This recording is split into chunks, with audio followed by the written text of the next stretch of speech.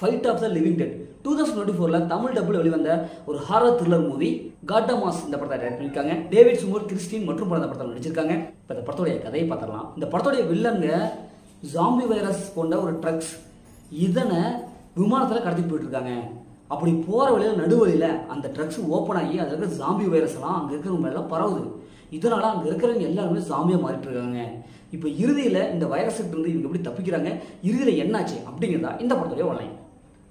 இப்போ இந்த படத்தோடைய பாசிட்டிவ் பார்த்தாவே படத்தோடைய ஸ்டோரிலைன் தான். ஏன்னா ஒரு வித்தியாசமான ஸ்டோரியை கொடுத்துருக்காங்க.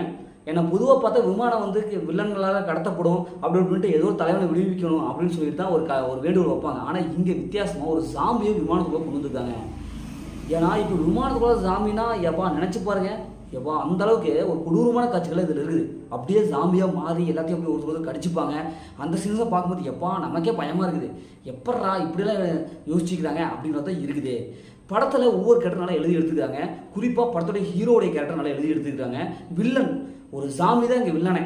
அவனை எதிர்கொண்டுட்டா படம் நல்லா இருக்கும்பா, அவனை எதிர்கொண்டு தான் அவனை ஜெயிக்கணும் அப்படிங்கிற ஒரு கண்டென்ட் அந்த படத்தில் கொடுத்துருக்காங்க. ஃபர்ஸ்ட் ஆஃப் ஸ்க்ரீன் பிளே ரொம்ப இன்ட்ரெஸ்டாக போகுது. அடுத்து என்ன நடக்கும், யாரெல்லாம் மாறுவா, என்னடா இது இப்படி இருக்குதே அப்படிங்கிறது ஃபர்ஸ்ட் ஆஃப் ஸ்க்ரீன் பிளே நல்லா கொண்டு போயிருக்காங்க. அதே மாதிரி படத்தோட பிஜிஎம் மியூசிக் நல்லா இருக்கு. படத்தோட தமிழ் டபுள் வாய்ஸ் ஒரு கேரக்டர் தமிழ் டபுள் வாய்ஸ் கொடுத்துருக்காங்க. இந்த படம் 2017 வெளிவந்துருச்சு. இப்போ தமிழ் டபுள் வெளிவந்திருக்கு.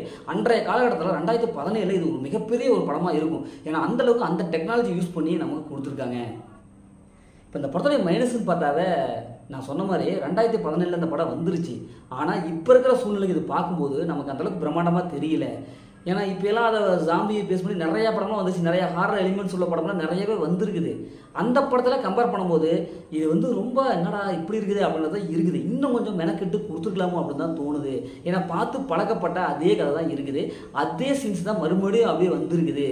என்ன கேட்டால் இது அப்போ எடுத்த படம், அதை மையமாக வச்சு இப்போ இருக்கிற டெக்னாலஜியில் நிறையா படம் வந்ததால் ஒரு லேக் அடிக்கிற மாதிரியே நமக்கு ஒரு ஃபீல் ஆகுது. நிறையா சீன்ஸ் எல்லாம் அப்படியே லேக் அடிக்குது.